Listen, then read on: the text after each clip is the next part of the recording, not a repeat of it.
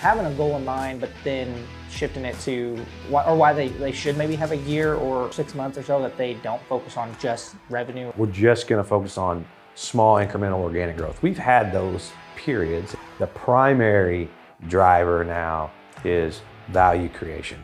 Not through our growth journey, through acquisition startups, we've developed a business model to allow several small independent organizations operate under one shared resource umbrella.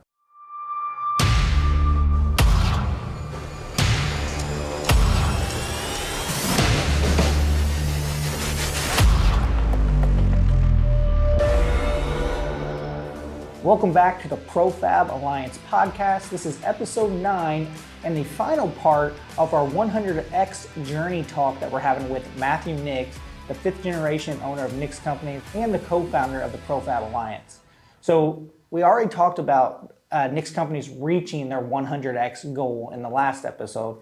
So now we want to kind of talk about what's next for Nix Companies. And so that's the first question I'm going to ask you, Matthew. You mentioned something about halftime. Don't know what that means. Tell me a little bit about what's next for Nix Companies and for yourself, and whatever the heck halftime means. Yeah, we were just talking about halftime between the episodes here. So, we left off in the last episode, just accomplished huge milestone. Generally speaking, halfway through my career, I've got going on my 20th year here, or I'm in my 20th year.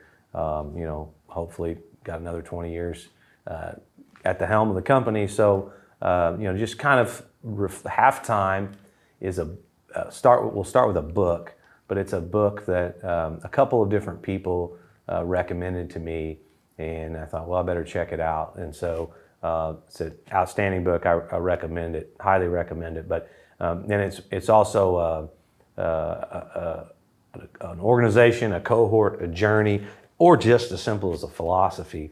But for me, it was about reflecting, taking stock on where you're at in your life and in your journey. And the subtitle of the book, I think, sums it up pretty good. It says, moving from success to significance. And so, oftentimes in the first half of our life, we're very goal-oriented. We want to get established, as we should. We want to make sure we get the house we want, and we got the money in the college fund and our 401ks taken care of. And I'm talking about the surface level things here, but those are all important things. And in my stance on the business, I wanted to accomplish certain things and get the business to a certain place. And now it's more about okay, what do I really want to do with these resources, and how do I want to live a life of significance, not just of success, and how do I make a positive impact on the team members that I've been entrusted to lead, but also just our broader community and friends and family and so forth. So just read the book, been doing a lot of reflecting, and it was interesting how all this sort of came together. And one kind of interesting and funny tidbit, however you want to look at it, was I'd been recommended this book all at the time that we were leading up to celebrating the 100X milestone. This 100X goal has been, since 2019, like we talked about, has been a big focus of ours. And we have the party, we throw the big party, we celebrate the 100X, and we created a logo for the 100X and everything. And I come home on the Sunday, we had the party Saturday, Sunday afternoon, I get the book out and I open it up and I start reading it, which was just a total coincidence. I had bought it a few weeks earlier. And the very first chapter of the book, the very first line in the first chapter said 100X. I actually think that the chapter title was 100X. You talk about, like I always joke, sometimes God whispers to you and sometimes he hits you upside the head with a 2x4. So that was a 2x4 to the head. And I go, all right, you got my attention. You got my attention, big guy. So I'm gonna dig into this. And the premise of the chapter ended up being, how do you take the gifts that God's given you and return them to him 100X? And I talk about, I had goosebumps. Thinking about, we just celebrated a 100X party, and the very first line, the first chapter of this book that I was told to read is 100X, a different kind of 100X. So now I'm really thinking about that 100X and that, mind frame. And really that's, one of the premises behind ProFab is like, people are surprised, like, why would you start this organization to help other fabricators? And it's like, well, I love the industry that we're in. And I mean, I know a little bit about it. I mean, why would I want to go work in a different industry? But how can I do it in a different way and contribute in a different way? And I think frankly, there's a business model here. I mean, it's not we're not trying to be martyrs here. I mean, we're gonna make a profit at it too. But I think that's secondary to the impact we can make and the legacy that hopefully we can leave behind. And I'm passionate about this stuff. I mean, the process, all the things we've talked about on this podcast. Hopefully, you can tell that I'm passionate about that stuff, and I'm excited about. And that's where ProFab came from. Is how can we make an impact? And so that's kind of the premise behind this. The other big thing, I'm still in halftime, by the way. I mean, there's not like a timeline. You don't go into halftime and 2 weeks later come out, and it takes some people months. It takes some people years. It's just a discernment process of, what do I want to do with my life or with these resources that have been entrusted to me. And the other big shift, which I talked about in my speech at our 100X party, is I said the next chapter is really a shift from high growth to high value creation. And that's just sort of a broad way to kind of frame up. There's a lot more to unpack under that, but to frame up kind of the shift with our company. I'm trying to make all kind of shifts in my life, some small, some not so small, but in terms of halftime, but just specific to the business, the shift is from high growth to high value creation. And so I give you some examples of that. And it's good to be, I'm not disappointed that we focused so much on growth. We wouldn't be where we were at if we hadn't. And, but there's a time, for all things. And we still have to grow, but it's much more of a secondary thing. So some examples are, we've almost eradicated top line revenue as a metric in our company. And so to make that shift philosophically is big to begin with, because people tend to talk about like top line revenue. I mean, that's a metric for how you judge the size of a business. And so just making the philosophical shift for that's big. But then when you think about the practical shift of that, of all the data metrics that you have that are tied to revenue. So, we measure our overhead as a percent of revenue. We measure this as a percent of revenue. We have all kinds of KPIs that are tied to revenue. Our sales team's metrics were tied to revenue, of course. That's their job, right? To bring revenue in. We've shifted that all from revenue to gross profit. Everybody measures gross profit a little bit different, but in our industry, it's generally the same. That's your revenue minus your direct materials and your direct labor.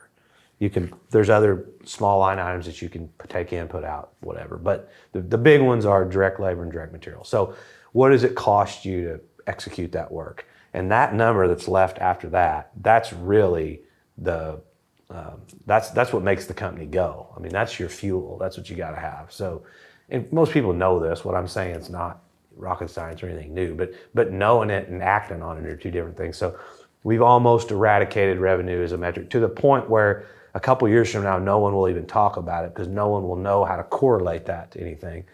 So we talk about gross profit. So we had to change all our overhead as a percent of gross profit and all our metrics. Our sales team is now tied to gross profit. Everything's tied to that. So that was one big shift we made. Another one was, we talked about in previous episodes, our strategic planning. We have culture goals, growth goals, and sustainability goals.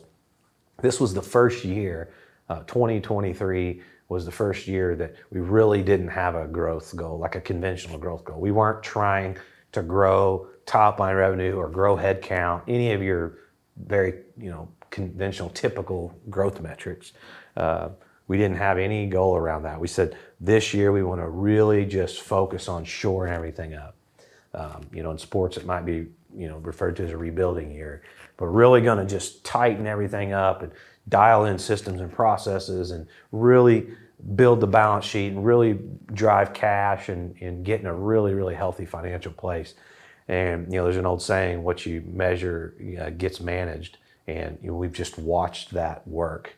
And accidentally we've grown. Like, it's funny, we paid no attention to growth this year, top line growth or headcount growth, but we've accidentally grown because we've been so focused on doing things the right way. The result was growth just came because of that.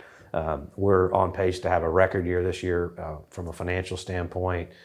You can pick almost any metric that you want to pick, and we're having the best year we've ever had, and we're really laser focused on getting things dialed in right now. So that's an example of value creation. We want to, when we talk about value creation, our primary stakeholders are our team members, our customers, and then of course, our owners, because if we don't have a return to our owners, then they can't do the things that they want to do, and they need a return on their investment. So we're trying to drive value creation for all those key stakeholders, and thinking about how can we just be a better place to work for people all the time, and we have to have profitability to do that, and how can we deliver a better product and service to our customers all the time, and we have to have profitability to do that. We have to buy new equipment, streamline processes, and so that just becomes the fuel to feed all of those things. And so that's just the mind shift that we're going through, that everyone's adapting well to it, and so I'm just really excited about just those kind of mind shift changes as we move ahead in the next part of our journey. That's awesome. Have you ever experienced, like you said, like a rebuilding year? Have you ever experienced this before this at all, like on any of your other growth initiatives? I'm thinking maybe your initial growth vision. Did you have a little bit of, maybe it wasn't even maybe a whole year, but like was there a time where you kind of said, okay, we need to start focusing? Maybe that's when you introduced the sustainability, or where you recognized it, when you recognized sustainability and culture. Has that ever happened? Yeah, we've certainly had periods throughout time where we've been more or less focused on growth, and we've had periods where we said, hey, we really, like for example, we're not going to do an acquisition this year. We're not in a place to do that. We need to really focus on what we have right now, or we're not going to do an innovative growth concept. These are things we talked about in previous episodes.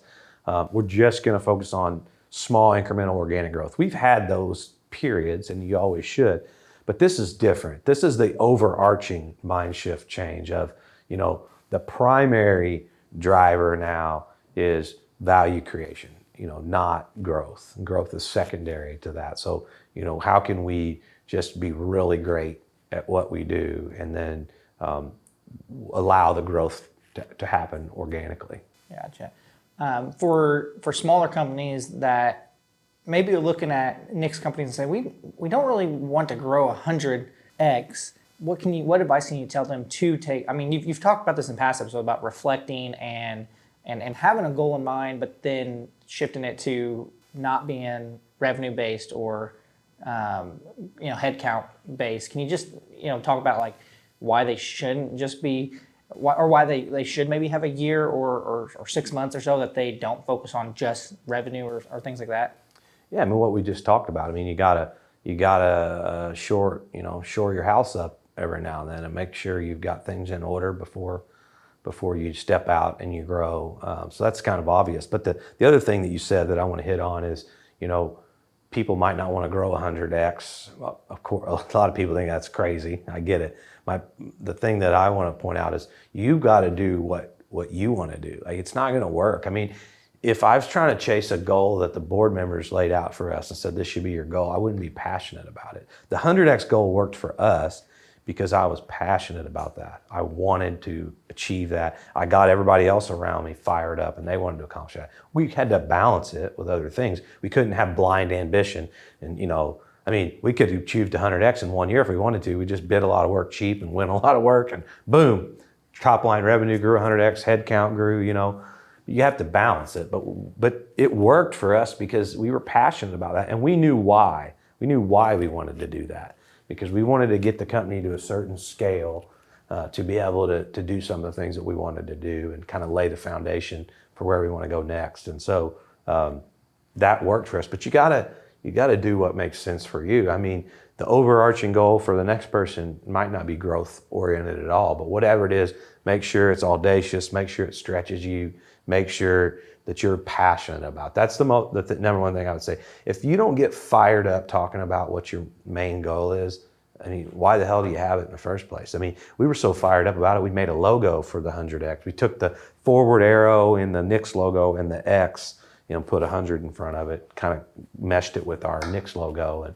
and to get people fired up about it. People had that hanging on the wall by their desk, and we were all in on that goal. And so whatever your goal is, make sure you're passionate about it and you're all in, and you can get other people to rally around it. That's awesome.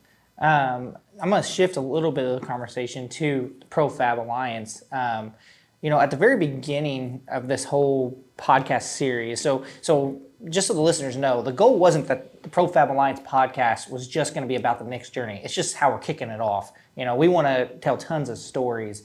But at the very beginning, we kind of gave a little bit of overview of ProFab Alliance, but I think we should now say why we launched a ProFab Alliance podcast and why did you and the other stakeholders in ProFab Alliance launch ProFab Alliance. You mentioned it a little bit, but can you give a little bit more details of who the ProFab Alliance is? Absolutely.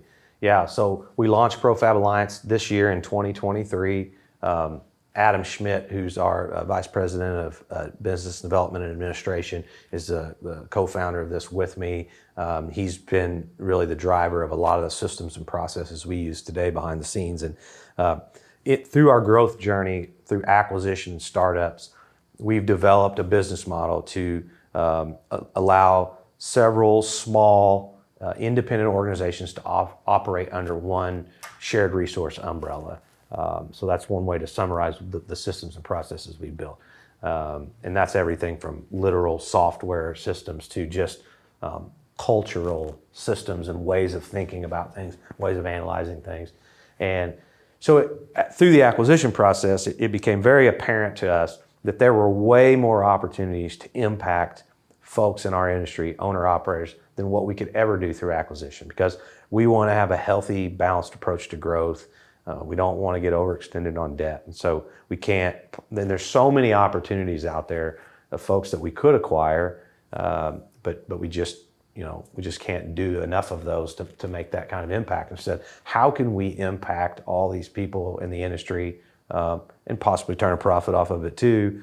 And that was kind of the essence behind ProFab. So what ProFab is today is it's a alliance of folks in the fabrication and machine shop industry where we have shared resources. We have strategic planning, executive coaching. We've got shared management resources. We're working on shared purchasing resources, some shared work resources where we all combine our efforts of our core competencies operationally and how we can execute projects together in a way that we're much stronger than any of us would be on our own. We are also looking at we're launching peer groups right now. So we've got groups that are coming together and meeting as peers from across the country. We've got geographic protection for those people, of course, where we're sharing best practices, sharing ideas and concepts, and all helping each other move our business forward, which is so powerful. I think I talked about in an earlier episode of a peer group I've been involved in for years. It's been one of the most valuable things that I've done. And then the next chapter of our journey for ProFab, we're actually working on a full-scale franchise model right now. So where we take it a step further from just a consultancy or a alliance to actual franchise locations that all operate under our corporate umbrella, independent owners of their operations, but operate underneath a shared umbrella, a conventional franchise model that no one's done in our industry yet. So we're letting the cat out of the bag. So if we do this successfully, I think we'll be the first true franchise model in the metal fabrication and machine shop industry, and massive amount of potential for this. There's the old saying in franchising is you're in business for yourself, but not by yourself.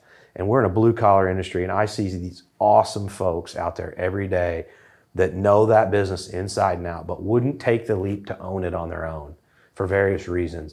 And with the backing of us and ProFab to provide them the systems, the processes, the support, they can own their own business, achieve their dream, and be a part of this large organization. So I'm so excited about where the future's going to take us on that journey, and more to come on that. That's awesome. For the ProFab Alliance podcast, I want people that are listening to know that again, this was the start. Hopefully by the time you're hearing this, that we have some other interviews lined up and things like that. But what are, are there anybody out there that you're thinking like, hey, if you're a mom and pop shop that has grown, that has nothing to do with the ProFab Alliance, should they reach out to us to hop on for, I know I've been interviewing you and talking about this story, but we have lots of goals of bringing value to this podcast. Absolutely. Yeah. Throughout this Telling the 100X journey, we've had some spin-off conversations that we said, boy, that'd be a good topic. That would be a good podcast topic. So we've got a backlog of topics ready for the audience, and we're excited to start inviting guests in and tell their story or do a Q&A session about a specific topic. And so, if you're out there and you've liked listening to this podcast and it's sparked some ideas that you have, or you think you have a unique story to tell, we want to hear it. So reach out to us. We're on Facebook and LinkedIn, ProFab Alliance. Our website is progressivefabricator.com.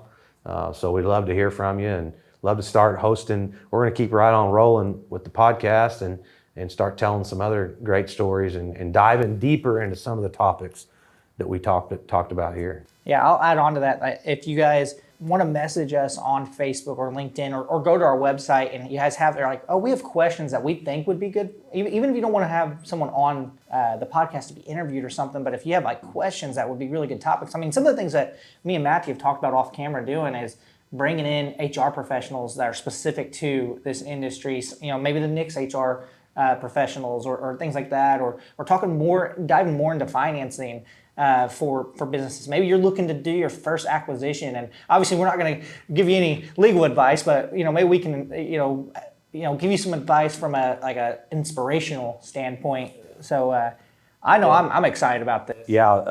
Software, project management, estimating, dashboards. These are hot topics in our industry right now. We'd love to have some episodes around that. There's a tremendous amount of movement in our industry right now, Industry 4.0, and how do we connect the shop floor to our software, and there's a lot to unpack around that. I'm not an expert on that at all. I'm interested in it. I'd love to hear from some people that have really gone down that path and that journey, but we're just tipping our toe in the water in our business in those kind of things. But I think that's things that ProFab, that's precisely what the value of an alliance is about how do we all help each other. A rising tide lifts all ships, and we're competing against outside countries as much or more than as we're competing against ourselves. So I think it's important to keep that in mind, and let's help each other move this industry forward. Yeah, I think that's the best way to wrap up this little mini series on the ProFab Alliance podcast.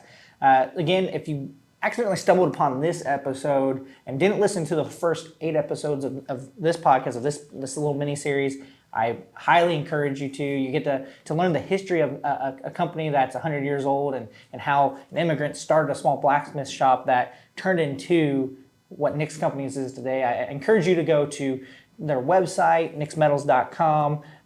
You can go to nixcompanies.com to learn more about the larger parent company. I encourage you to go to progressivefabricator.com to learn about the ProFab Alliance.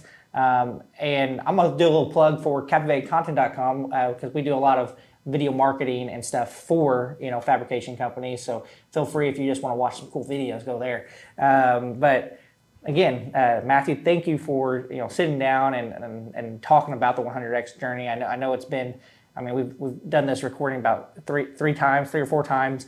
So you have to keep coming back and talking about the next episodes and stuff, and appreciate it. And I look forward to seeing what Nix Companies does, and I also look forward to seeing what ProFab Alliance does. Yeah, thanks for doing this, and appreciate everything you've done to make it happen.